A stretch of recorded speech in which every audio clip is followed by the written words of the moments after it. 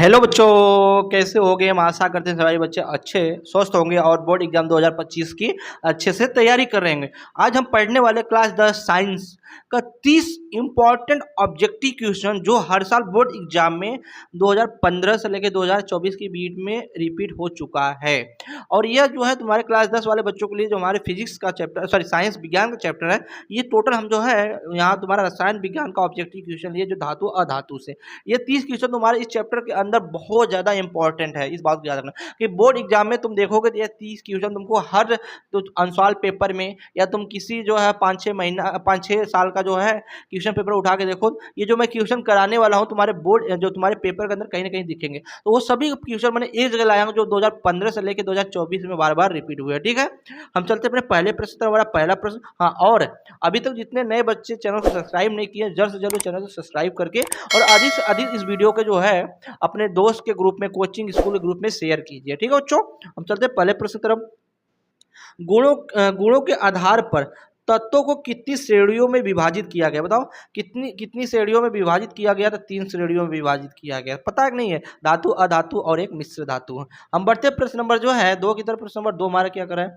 प्रश्न नंबर 2 हमारा जो यहाँ बोला है कि अनुपात, यहाँ देखो, अनुपात में मिलाने पर निर्मित मिश्रित की प्रकृति कैसी होती है? बताओ निर्मित मिश्री की प्रकृति कैसी होती है? तो संक्षारक होती है। कैसी होती है? संक्षारक होती है। मतलब हमारा दूसरा का सही है। हम बढ़ते प्रश्न नंबर 3 की तरफ। प्रश्न नंबर 3 हमारा क्या करा है? प्रश्न नंबर 3 देखो क्या बोल रहा है यहाँ से, निम्न में कौन सी धातु अम्ल से हाइड्रोजन विस्थापित करती है? बताओ कौन सी धातु जो अम्ल से हाइड्रोजन को विस्थापित करती है? बच्चों कमेंट में बताओ। तो हमारा Ag है। कौन सा है?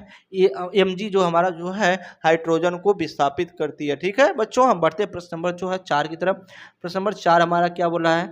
जब किसी प्रश्न नंबर 4 बोला कि जब किसी समय सक्रिय धातु को अधिक सक्रिय धातु, क्या अधिक सक्रिय धातु के धन आयनों के विलयन में डाला जाता है तो क्या प्रदर्शित होता है? बताओ बच्चों क्या प्रदर्शित होता है? तो कोई क्रिया नहीं होती है। क्या होती है? कोई क्रिया नहीं होती है। बात को याद रखना। मतलब चौथा का हमारा क सही है। हम बढ़ते हैं प्रश्न नंबर 5 की तरफ। प्रश्न नंबर 5 हमारा क्या बोला यहाँ से? प्रश्न नंबर 5 देखो बच्चों क्या करा है कि ऐसी कौन सी धातु है जिसका प्रयोग हम बल्ब के फिलामेंट तंतु को बनाने में किया जाता है? जल्दी बताओ। तो हमारा डब्लू टंगस्टन है, जिसको स्प्रिंग टाइप का देखोगे उसको हमको यूज करते हैं। हम प्रश्न नंबर जो है 6 देखते हैं। प्रश्न नंबर 6 हमारा क्या है? प्रश्न नंबर 6 जो हमारे यहाँ बोल रहा है, जस्ता धातु हाइड्रोक्लोरिक अम्ल से क्रिया करके कौन सी गैस निष्कासित करती है? बताओ कौन सा गैस निष्कासित करती है? तो हाइड्रोजन गैस निष्कासित करती है। कौन सा? हाइड्रोजन गैस निष्कासित करती है। हम बढ़ते हैं प्रश्न नंबर 7 की तरफ। प्रश्न नंबर 7 देखो, इसका वीडियो का PDF मैं डिस्क्रिप्शन में दे दूंगा, वहाँ से आप जाकर डाउनलोडिंग कर सकते हैं। नहीं तो हम डिस्क्रिप्शन के अंदर व्हाट्सअप नंबर दिया है, वहाँ से आप मैसेज करके आप जो है इसका PDF ले सकते हैं। प्रश्न नंबर 7 देखते हैं। प्रश्न नंबर 7 क्या बोला है? निम्नलिखित में धातु में कौन सा सर्वाधिक आघातवर्धनी धातु? आघातवर्धनी मतलब जिसको पीट के ज़्यादा पतला किया जा सके। बताओ कौन सा है? तो Ag सोना है। Au सोना है। ठीक है, सोना को हम जितना हो सके उतना हम आघातवर्धनी कर सकते हैं। हम देखते हैं प्रश्न नंबर जो है 8 की तरफ। प्रश्न नंबर 8 हमारा क्या बोला यहाँ से कि धातुओं को पतले तारों में खींचने की क्षमता को कहते हैं, धातुओं को पतले तारों के खींचने की क्षमता को क्या कहते हैं? जल्दी बताओ कमेंट में। तो तन्यता कहते हैं। ये बच्चे सभी पढ़े होंगे। क्या बोलते हैं?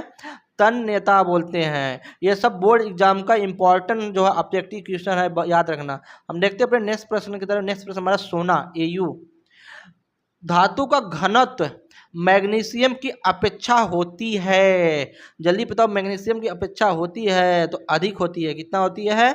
अधिक होती है। बात को याद रखना। हम बढ़ते हैं प्रश्न नंबर जो 10 की तरफ। प्रश्न नंबर 10 हमारा क्या है? प्रश्न नंबर 10 को बहुत इंपॉर्टेंट समझना।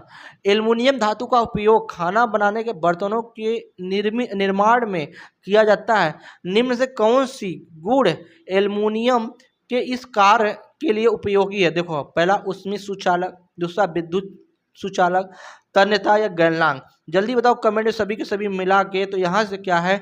ऊष्मीय सुचालक तो है ही है, और उच्च गलनांक, मतलब यहाँ से हमारा D answer is the right हो जाएगा। ठीक है बच्चों, हम बढ़ते हैं प्रश्न नंबर जो है 11 की तरफ। प्रश्न नंबर 11 हमारा क्या है?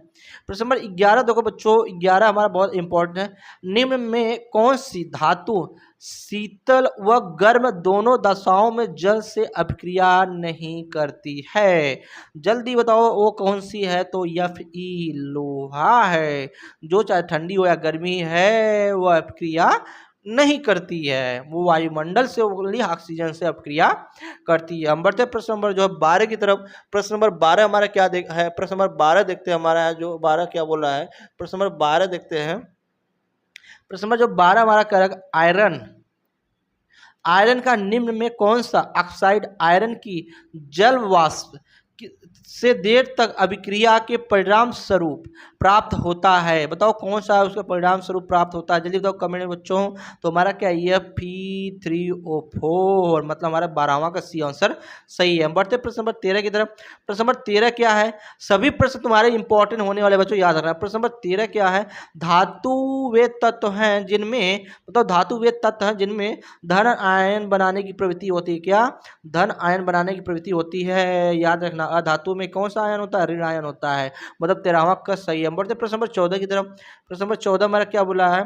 कॉपर Cu, एल्युमिनियम Ag और सिल्वर एल्युमिनियम Al और सिल्वर Ag और आयरन Fe धातुओं में विद्युत का सर्वश्रेष्ठ सुचालक कौन सा है? बताओ सर्वश्रेष्ठ सुचालक कौन सा है? जल्दी बताओ बेटा। तो सिल्वर जो हमारा सर्वश्रेष्ठ सुचालक है, मतलब यहाँ से हमारा सिल्वर हमारा जो यहाँ सर्वश्रेष्ठ सुचालक मतलब Ag हमारा सही होगा। हम बढ़ते प्रश्न नंबर जो है 15 की तरफ। प्रश्न नंबर 15 क्या है?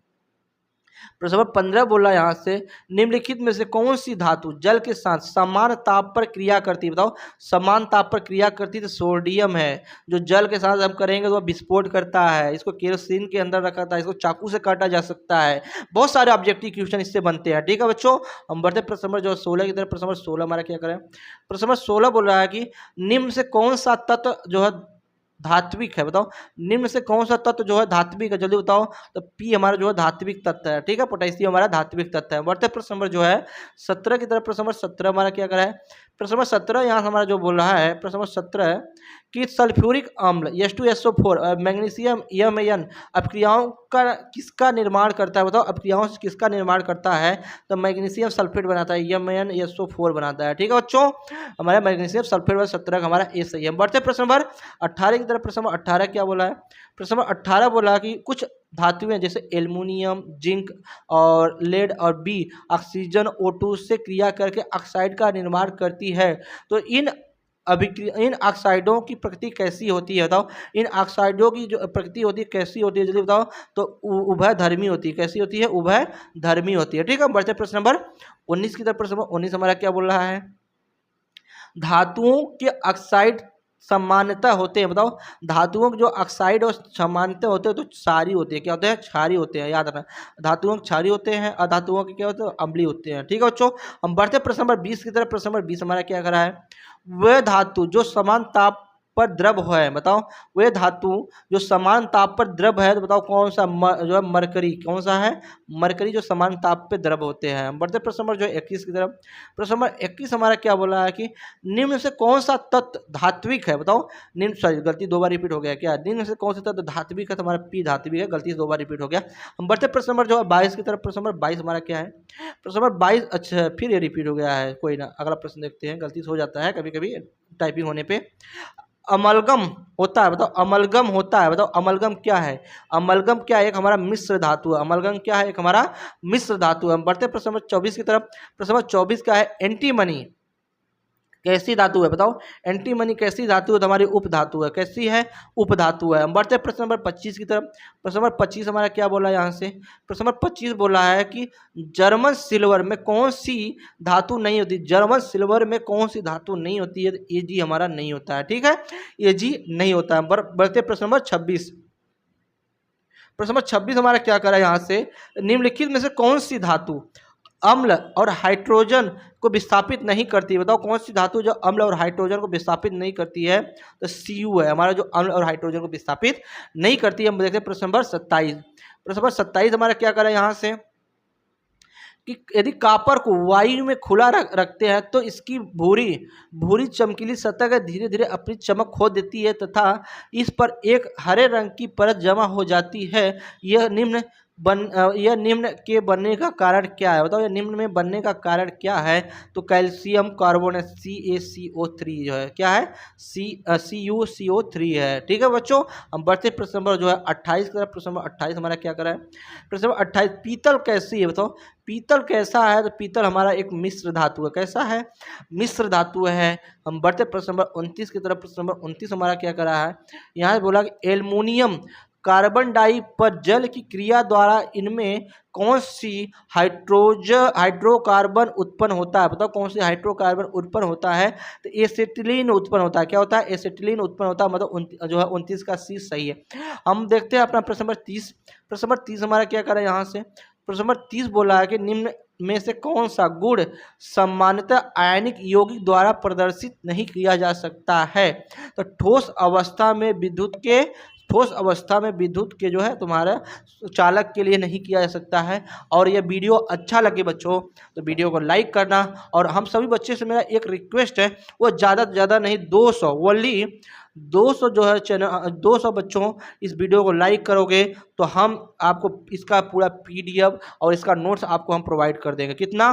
ज़्यादा नहीं, आपको 200 लाइक करना है बच्चों, याद रखना। जितना हो सके अपने ग्रुप और व्हाट्सएप ग्रुप में और स्कूल कॉलेज ग्रुप में, इस कोचिंग ग्रुप में शेयर कीजिए। ठीक है बच्चों, और ये वीडियो अच्छा लगे तो वीडियो को सब्सक्राइब कीजिएगा और बगल वाली बेल आइकन घंटी को प्रेस कर दीजिएगा। जब तक के लिए बच्चों, जय हिंद।